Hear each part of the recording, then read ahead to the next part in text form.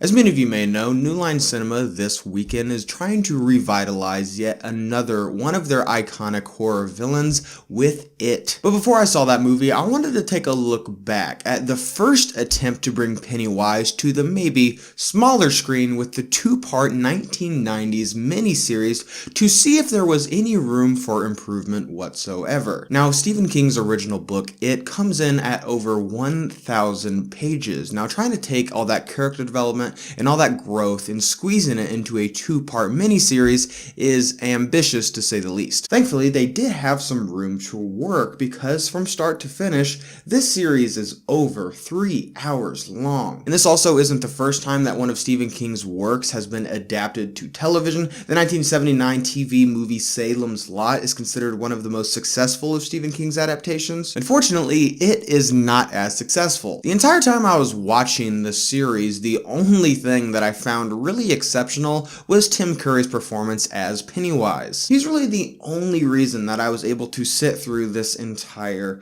series. He does such an excellent job at making this character his own and making him so completely sinister throughout the entire series, which is impressive because Pennywise does actually show up a lot throughout this series, and I was surprised to see that he didn't have any sort of diminishing returns as the story progressed. But unfortunately, being a 3-hour miniseries, there's only so much that one man can do. Even with Tim Curry's excellent performance, even he is not able to make this series really watchable at all. It really was a true struggle to sit through this entire miniseries. And what is so disappointing is the first half of this series with the Losers Club is actually pretty good. You like the kids, you have this really interesting dynamic between the adults and the children where only the losers can actually see what's happening around them. You really have this nice sentiment of these misfit kids banding together to take down this monster. And that's really my biggest hope when going into this new movie. I really hope that it focuses a lot more on the kids, because when it started to talk about the adults, I really could not care less. None of the adults are as charming or as likable as the actors that play the younger versions of themselves, so the transition from the first to the second half feels jarring to say the least. All of this, unfortunately, building to be one of the most disappointing climaxes that I've ever seen in a horror movie, especially one that has such a cult following like It does. The biggest problem that It has is it feels like a 1990s made-for-TV movie, and that's because,